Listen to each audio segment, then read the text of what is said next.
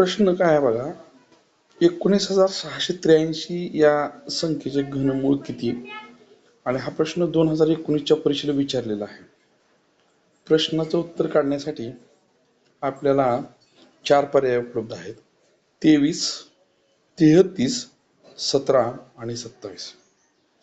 आता यासाठी आपल्याला ज्या 2 गोष्टी बेसिक लक्षात ठेवायच्या आहेत त्या पहिल्यांदा घेऊ. कोणत्याही संख्येचं घनमूळ काढायचं असेल तर पहिल्यांदा त्याचे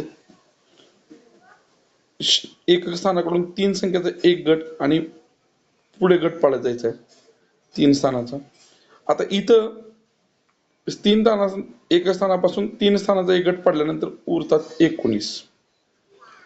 तर एक लक्षात ठेवायचं, 19 संख्येमधून कोणत्या संख्येचा घन वजा होतोय, तर 1 चा घन 1, 2 चा घन 8 आणि 3 चा घन 27.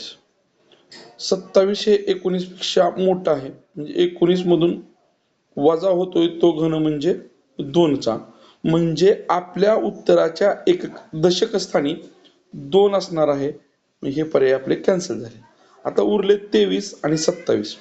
यासाठी आपल्याला एक दुसरी गोष्ट लक्षात ठेवायची बघा, ज्यावेळेस एखाद्या संख्येच्या आपण घन करतो आणि तिच्या एकक स्थानी 2 असेल तर तिच्या घनाच्या एकक स्थानी 8 असतं.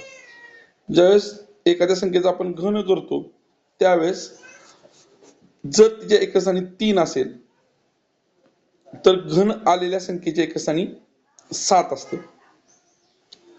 त्याच पद्धतीनं जर 4 असेल तर 4च राहतं, 5 असेल तर 5च राहतं, तर 6 असेल तर 6च राहतं, 7 असेल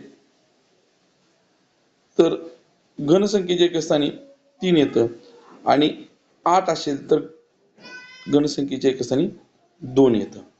आता आपण आपल्या उदाहरणाकडे येऊया. इथं एकक स्थानी 3 आहे, म्हणजे आपण ज्या संख्येचा घन केलेला आहे त्या संख्येच्या एकक स्थानी 7 असणार आहे. म्हणून या प्रश्नाचं उत्तर 27 हे अचूक उत्तर असेल.